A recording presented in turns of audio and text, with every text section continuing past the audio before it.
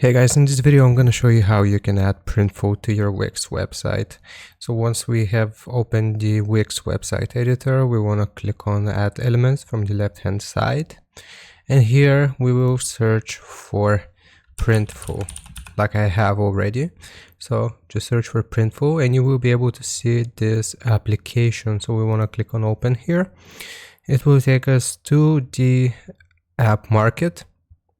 And we just simply have to click on Add to Site, and this will automatically add the Printful to Wix. So we just gotta agree and add here to the terms and conditions, and it will ask us to log in with our email.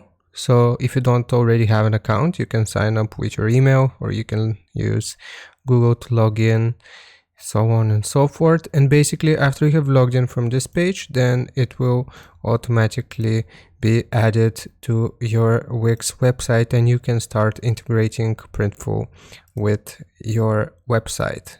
So hope this helps you out. Leave a like and sub, and I'll see you next time.